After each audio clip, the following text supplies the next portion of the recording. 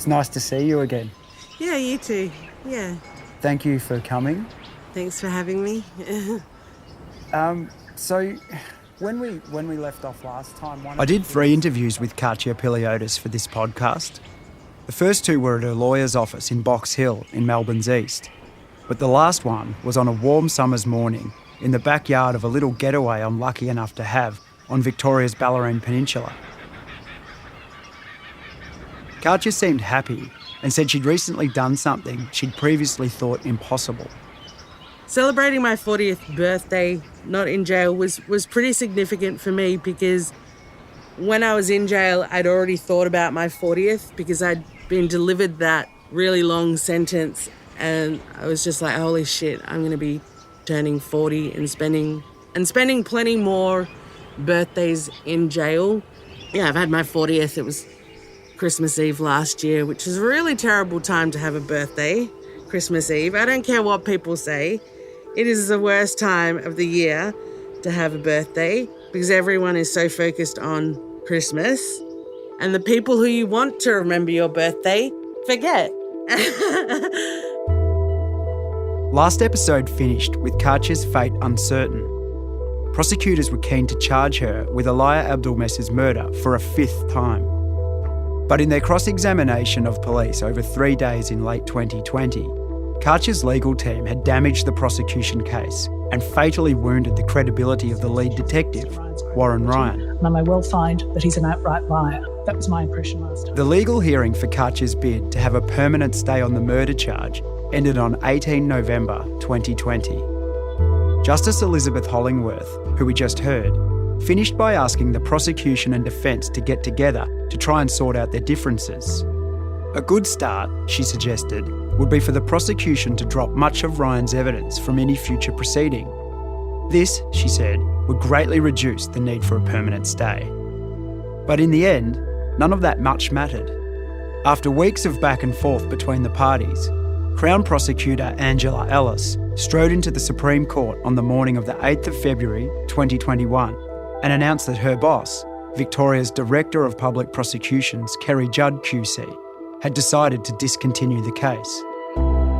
The long quest to pin Katya Piliotis as a murderer was over. There would be no going back to jail, at least for now. But nor would there be any going back to her old life. It was a very, very long 4 years and 2 months. It felt like a lot longer. And it did feel like either I was never going to get out or I was going to die in jail. I'm Richard Baker, and this is episode 7 of The Confession.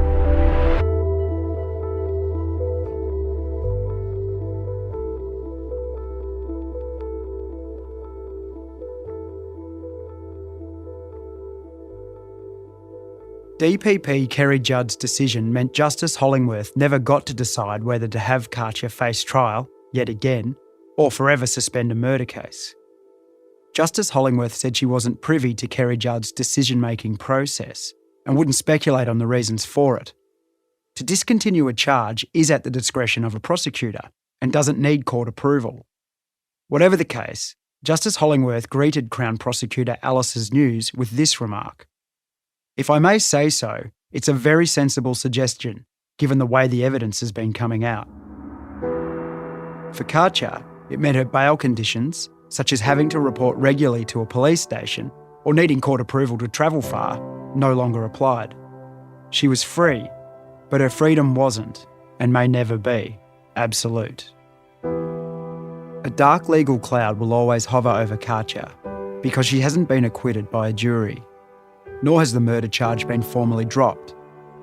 Discontinuing a case is not the same as dismissing it or finding the accused not guilty. It means there's nothing to stop police and prosecutors charging her with Alaya's murder again, and they don't require further evidence to emerge to lay the charge. Just a change of heart.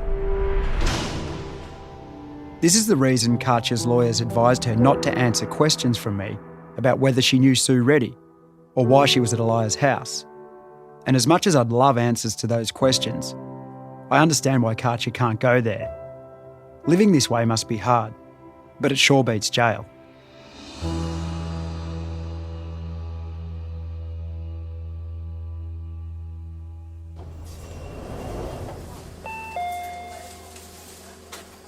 I was trying to get a prescription of medication. I went to the chemist, and when I came out of jail, they give you like a sort of a temporary prescription to get you a small amount of medication to give you time to go to a GP to get it.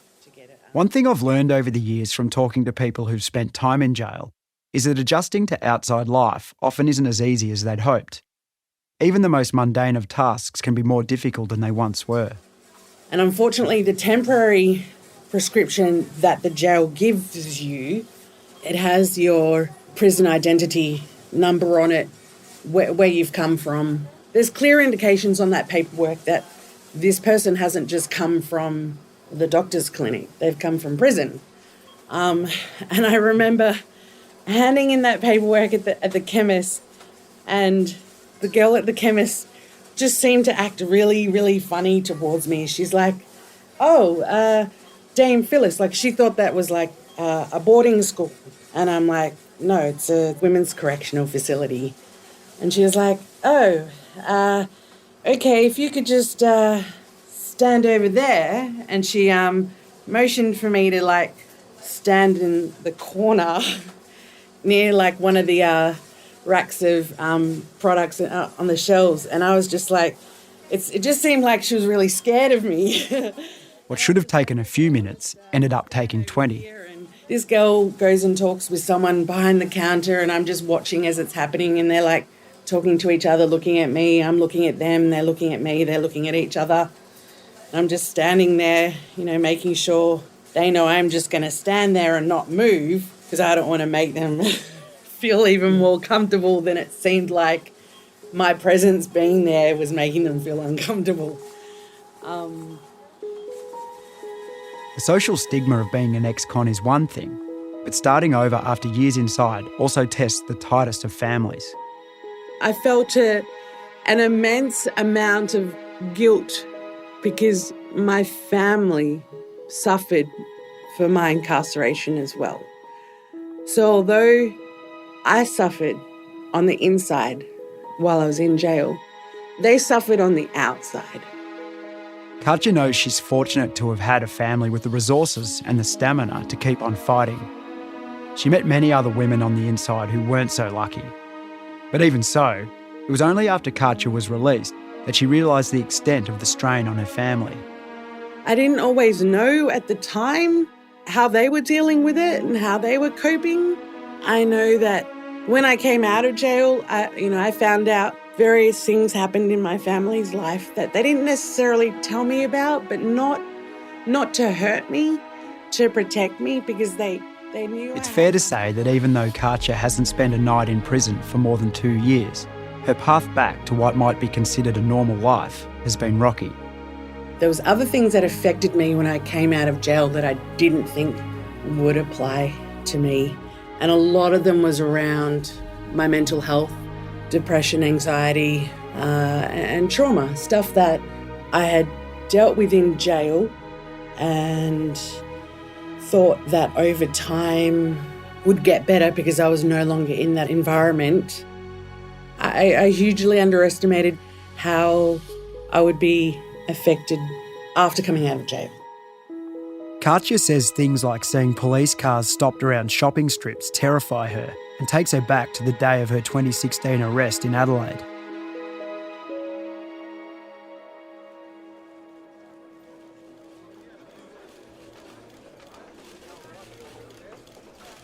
While the cost of the failed effort to find Elia's killer has been borne most by Katja and her family, they're not alone in their pain and bewilderment.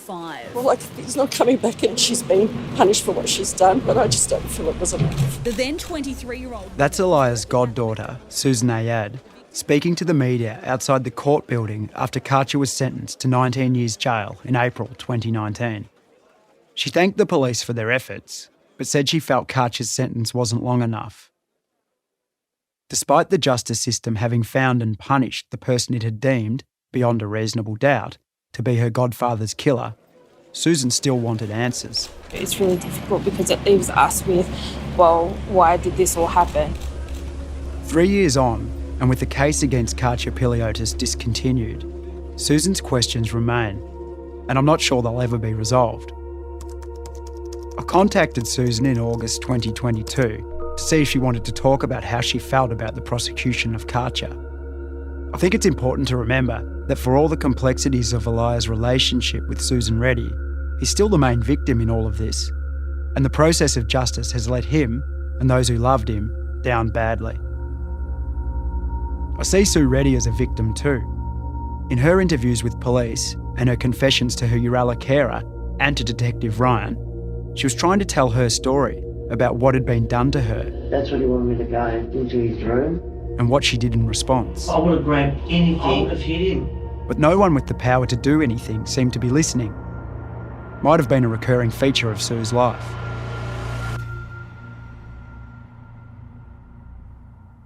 The biggest thing, the number one thing, is that as soon as Ryan has that confession from Sue Reddy, it is just unbelievable.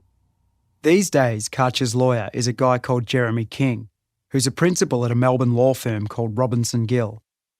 King specialises in cases where police conduct has crossed the line and harmed others. Civil lawyers like him aren't needed for criminal trials, but they often come into play once the dust settles and misconduct or unfairness are revealed. Anyway, King reckons all the problems can be traced back to the night of 28 September 2005, when Sue Reddy's carer at Uralla, Ross Bracken, called Detective Ryan to report her confession. The audio quality of what comes next isn't great, as I recorded it over the speakerphone in my car. She is not re-interviewed and no further statement is taken from her. That cannot be explained, and really when you put it together with a bunch of other pieces, it starts to look like a very calculated manoeuvre. And I think when you talk about the way the investigation had been conducted to that point, there are some real questions that would be asked of Warren, Ryan and Newman in respect to the investigation in terms of, the missing shoes, why there wasn't further investigation regarding the lost clothes, the fact that they took so long to come back to Ross Bracken. There are a whole bunch of different things here that they had every interest in making sure didn't come to light because it didn't make them look good, and also because it wouldn't help their case in terms of trying to secure a conviction here. Throughout this podcast, we've heard quite a lot from Melbourne Law School professor Jeremy Gans. He says Katja's case is a stark example of why every little detail matters at the sharp end of the criminal justice system. At some point you want them to stop. And I think always the difficulty in these cases is that they've made so many decisions which you could question. And so each new revelation just seems like an addition to the mass rather than a game changer. And so the prosecution faces a problem of we've made our initial decision that this is a strong enough case and it's in the public's interest to bring it. And yes, new details have been emerging and some of them are quite startling, but they always knew there were some problems in this case. So the difficulty for them is how do they explain, say, to the victim's family or others interested in this case, what's different this time and why this latest change was big enough to cause a problem. I share your view that the prosecution at some point sort of said stop, but I also get their dilemma that it was never quite clear to them at what moment they should say stop. And at some point their preference would probably be that the stop was called by someone else, by a jury, acquitting, or by a court of appeal saying we've had enough. So that's always the danger. That's why the system's the problem, really. But in the end, says Gans, when the state starts losing track of the details, be it a pair of bloodstained sneakers, a diary, or even a murder confession, we reach a tipping point. The state has done some wrong things that have put a thumb on the scales. Katja's lawyer, Jeremy King, wants a review of the way Elijah's murder was investigated and how it affected Katja's prosecution. The way amends made is really to ensure that there is some level of accountability in regards to what's happened here and to ensure this doesn't happen again, because this has to be viewed as part of a wider conduct, unfortunately, of Victoria Police, particularly in the noughties where the ends justified the means, where it was win at all costs. And you can't cheat in the criminal justice system. And when you do cheat, it always comes out. And when it comes out, it's no good for anyone. It's no good for the family, it's no good for the prosecution, and it's no good for the accused. So what should come out of this is another examination, really, of how did it get to this point, and to make sure that really something like this doesn't happen again, and that if somebody confesses to a murder, that is properly disseminated within Victoria Police stored and then exchanged with the defence if later on further charges are decided to be laid against anybody else. Because otherwise, the whole thing is corrupted and infected from the start.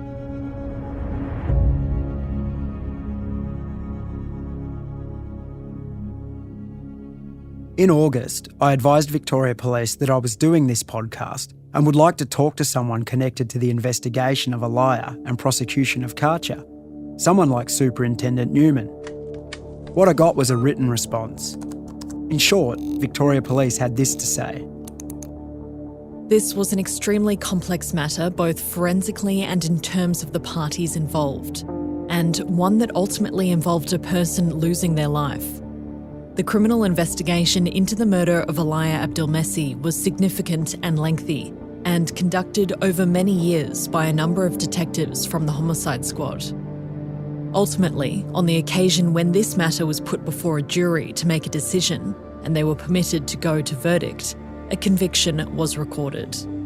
It is not factually accurate to contend there was a failure to investigate Susan Reddy, and thorough inquiries into her potential involvement continued after her comments to both the Urala staff and former DSC, Ryan. This included investigations into her alibi, movements around the time of the murder, her cognitive and physical abilities to undertake the murder, as well as the assessment of forensic evidence.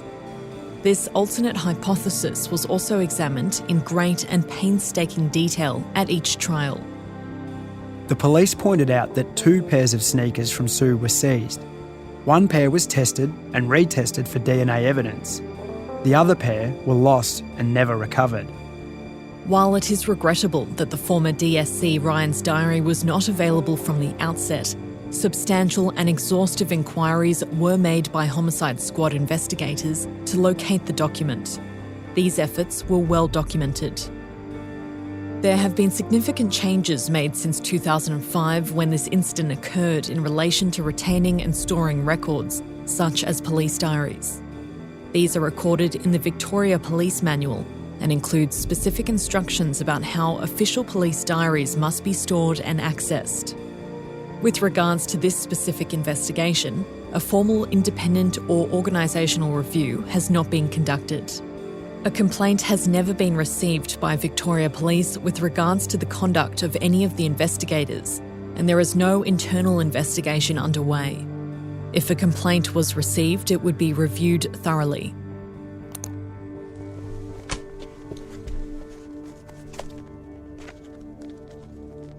The investigation into Elia's murder remains open, and police want anyone with information to contact Crime Stoppers. As for Warren Ryan, he's still a serving officer in Queensland. I tried to contact him directly, but was unsuccessful, so I put some questions to Queensland Police's media unit about him.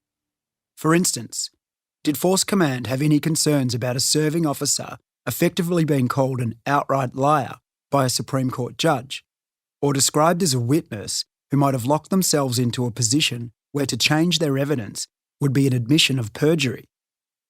This is what Queensland Police had to say via a written statement. The Queensland Police Service Ethical Standards Command are conducting preliminary inquiries regarding this matter after becoming aware, and it would be inappropriate to provide further comment at this time. I also asked Victoria's Office of Public Prosecutions if it had any comments on Katja's case or evidence given by police officers like Ryan. A spokeswoman said it had no comment. Lawyer Jeremy King is working on a civil lawsuit against Victoria Police in relation to Katja's prosecution. He's hopeful she'll receive compensation for what she's been through. He also believes there's a bigger public benefit in Katja's story being told. You know, we need stories like Katja's to be able to show the human cost of what happens when you try and cheat in the criminal justice system, and why it is so important that people follow the law, and why it is so important that police adhere to criminal procedure, and the tragic and terrible effects of what happens when you don't do that. But that's why I think Katja's story is so important, because unless you tell stories like hers, it all becomes a little bit arbitrary. You know, it's all very good to have all of these laws and cases about disclosure, but unless you actually say, well, if you don't do this, people get imprisoned for long periods of time, and you show the impact of it, it'll never change and the law won't be given the teeth it deserves. There's a cost to all of us too. 4 trials, an appeal and a stay don't come cheaply. The collapse of a trial can cost hundreds of thousands of dollars. But I think the bigger cost here is a loss of confidence in our police. We want to believe in them. We want them to win. But they need to do things right. Given what we now know about all the shortcomings in the investigation of Eliah's killing and the questionable police testimony against Katja, would any of us want a loved one's murder handled this way? And what about Katja? Whatever faith she had in the police has been shattered. No apologies have been submitted to me, neither verbal nor written. Even if I wanted an apology, I would never accept an apology because I see the police as, if they make a mistake, they're not going to be the first ones to admit they've made a mistake. From my experience, they're more likely to be the first ones to cover up and bury and make sure that mistake is burnt and can never be found. So what happened at Eliah's house after he returned home from McDonald's on the morning of the 18th of September 2005?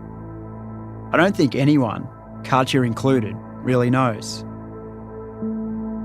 Even if she does know more, the legal grey zone she now inhabits makes it highly dangerous for her to say anything about the events of that day. What I'm about to say is my speculation, and as Justice Hollingworth said, there's been a lot of speculation in this case. But here goes anyway.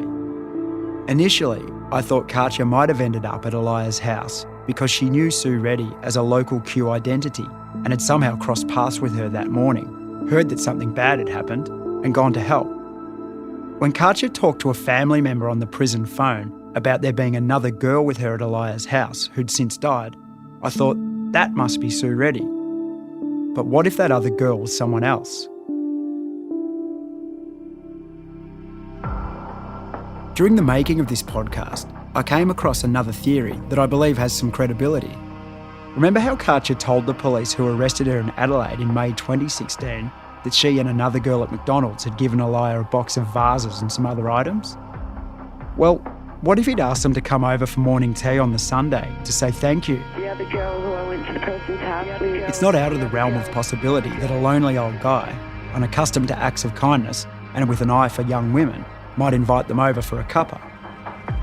And what if when Katja and the other girl got there, they found Eliah already dead? I found him, he was well and truly gone. Maybe Katja went to check on him for a pulse or a breath and cut herself on the sharp edge of an object. I picked up a glass and I cut my hand and I cut my hand. And maybe she went to his laundry sink to wash the wound and dry it with a paper towel, all the while leaving traces of DNA that will remain ownerless for 11 years. They're going to find my fingerprints on him because I touched him. What if this other girl had also died between 2005 and 2016 and never been questioned by police?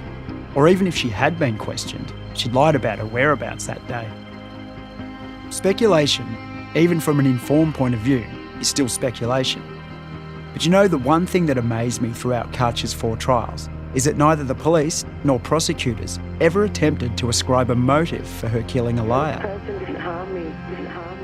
Maybe they thought they didn't need to, that her DNA was enough. And I agree. The DNA is a compelling reason to treat Katja as a suspect and question her extensively. But just because your DNA is somewhere doesn't mean you committed the crime. In any case, this podcast never set out to solve Eliah's murder. It was made because Katja's lawyer, Jeremy King, asked me to read the transcripts of the 2020 cross-examination of the homicide detectives and to let him know what I thought. He didn't say anything more than that. After reading them, I told him this seemed a disturbing and compelling story about what happens when the justice system falters and who bears the cost.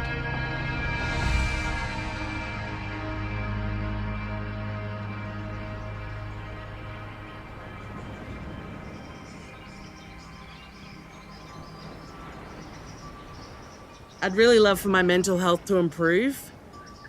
This is going to be a constant battle for Katja, unfortunately.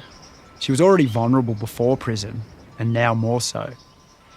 I really hope she can get well, because she has much to give. I have been looking at university courses at Deakin for creative writing to further learn how to write TV scripts, short stories, poems. The course that I was looking at is a 3-year bachelor. It would cover everything that I'm basically interested in. And then if I do that, then depending if I had the money, I could possibly pursue my dream of cartoon animation based in prison and have like ex-prisoners do the voices and be involved. And hopefully once I've done the course at Deakin Uni, then other doors will open. I know I'm 40, but I still consider that to be fairly young. You know, I've got time. I'm not worried that I won't achieve anything. But the life that Katja had before has gone forever. She exists in a legal purgatory in which she's neither guilty nor innocent. Free for now, but always with the threat of going back to jail, and always the taint over her name and reputation. Whatever happens, Katja knows things she can never unknow. Some of them relate to whatever happened at Elia's house that day in 2005. Some to her time in prison and her darkest days in the wet cell. Some relate to the distress her family has been through on her account. Then there are the stories she carries of the women she met in prison. Some who hurt her, a few who helped her, and some who, like Katja, claim to have been wrongly accused. And then there is the person she once knew well. The person she was before the police came to her workplace in May 2016 and arrested her in front of her colleagues and led her away. Katja remembers her, but she too is gone. You can go into jail one person and come out something different, something different, something different, something different.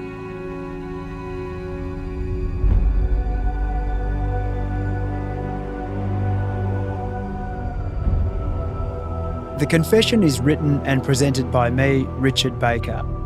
Our story consultant and co-writer is Kate Cole-Adams.